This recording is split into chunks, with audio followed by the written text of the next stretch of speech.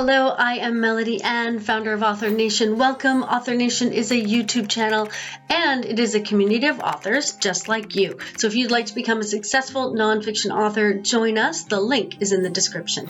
In today's video, we are talking about bestseller lists. Getting on a bestseller list can increase your book sales. And of course, it lets you walk tall, shoulders back. You can add that accolade to your resume and your book cover. And of course, you can get writing your next book since you are an award-winning author. But how do you get on a bestseller list, and what does that mean anyway? We're going to look at 4 bestseller lists. First off, the time frame for a bestseller list is pretty short. It's usually about a week, unless you are on the bestseller list, week after week after week. Then, of course, it's a longer time frame. But if you're there just once, it could just be as short as a week. So you could be on a bestseller list, sell a lot of books for a week, and then not sell any after that. So you could make it on a bestseller list for 1 week, get lots of noise, people see it, some people buy it, and then sales could drop off. Another author could be on a bestseller list and then sell thousands and thousands and thousands of books over years. And then there are other authors who might never make a bestseller list and they're still selling thousands and thousands and thousands of books. A little food for thought for you as we look at bestsellers lists.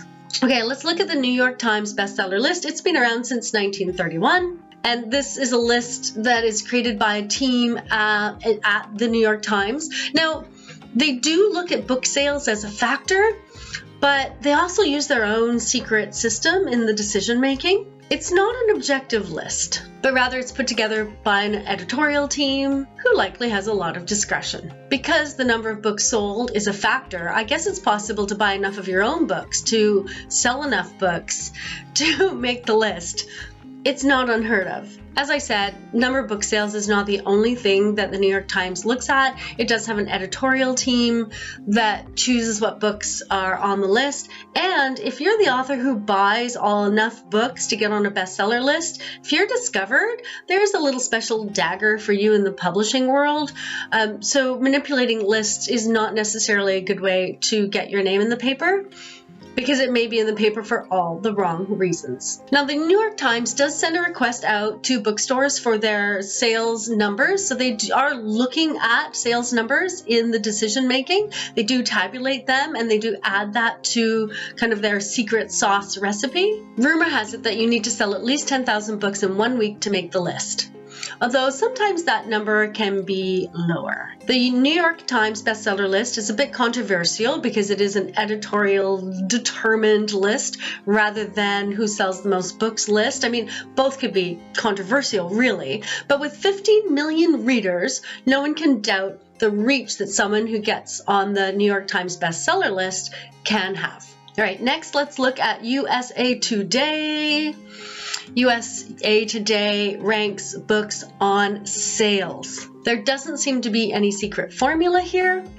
Only books that sell the most books in that week make the list. So here's what's important. Sell at least 6,000 books in 1 week in the United States. They're not looking worldwide, they're only looking in the United States. Don't sell more than 500 of those books through Amazon. So if you are an Amazon-only seller, that may be great. There are lots of people who make tons of money, but you won't be on the USA Today bestseller list. And you can't be giving your book away. So it's on sales, not on how many books are published and distributed. It is actually on sales numbers. So that's what I know. I mean, that may change over time, or that may not be the full story, but that's what you need to make the USA Today bestsellers list. Who reads USA Today? Well, about 2.5 million Americans. So if you can get your book there, you'll have a huge audience. And getting your book on the USA Today list is more straightforward than getting on the New York Times list, but selling 6,000 plus books in 1 week is not easy. It's a rare feat, and most authors don't sell that in a lifetime, let alone a year or a week. So if that's what you want to do, prepare yourself, do your marketing homework, because it's going to take a lot of work. All right, let's talk Publishers Weekly. I think Publishers Weekly is probably the gold standard in best-selling lists. doesn't have a secret formula. It isn't a newspaper. I think Publishers Weekly is the gold standard in bestseller lists. It doesn't have a secret formula. It's not a newspaper. It doesn't have a book section. It is book media. Publisher Weekly is all about books. It's also a great place if you're an author, but that's another video. We're going to stick to the bestseller list for today. Publishers Weekly gets its data from BookScan. BookScan is a service of Nielsen that lets publishers know how they're stacking or how their books are stacking against other books, similar books published by other publishers. So it's a really good source to figure out who's selling what. BookScan gets its data from printed book sales in the United States.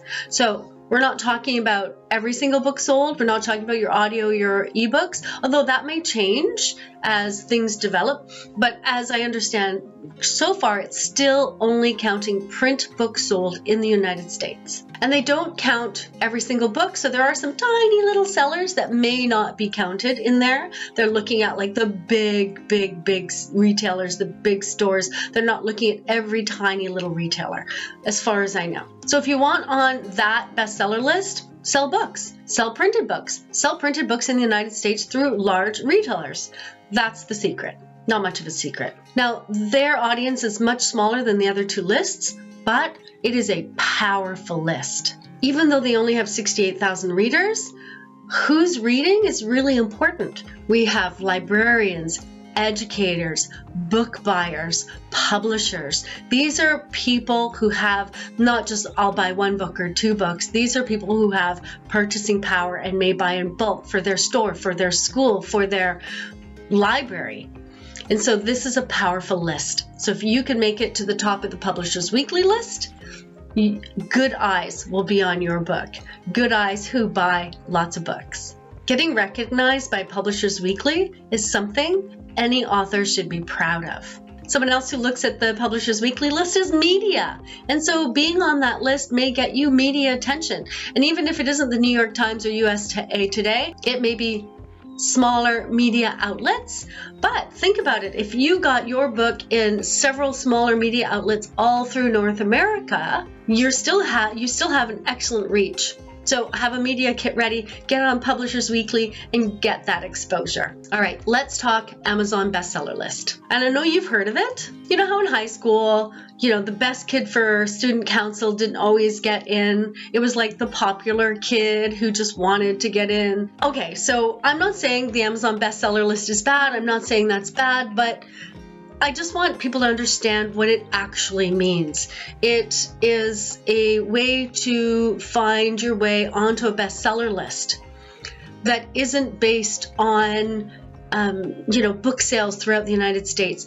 Go to Amazon, find a category that doesn't have a lot of books or doesn't have a lot of sales. Put your book in that category, make it relevant, of course, and to get all your friends, all your family, all your fans, all your F people to buy your book within a very short window. And if everybody buys your book within a very short window, your book will go from 100 to 90 to 50 to 20 to 1. And when it gets to 1, you take a snapshot of that and then you put that on your website, and forevermore you can go around saying, I am a bestseller. I'm a best-selling author. And if that is what floats your boat, go do it. I mean, it's fun, right? It's kind of a fun way to launch your book. As long as you realize that you're not actually comparing yourself to a bestseller on Publishers Weekly. Right? That's a completely different level of bestseller. So as long as you understand what that means, I say if that's important to you or that's going to be fun or it's a fun way to launch your book, go for it. In fact, I'm not saying yay or nay to any bestseller list.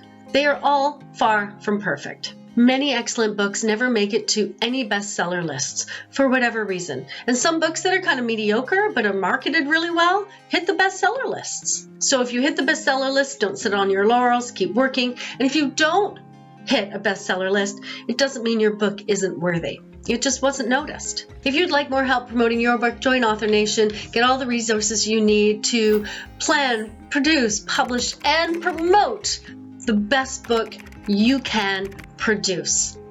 We have an awesome promoting checklist for you. The link is in the description. Keep writing, keep promoting.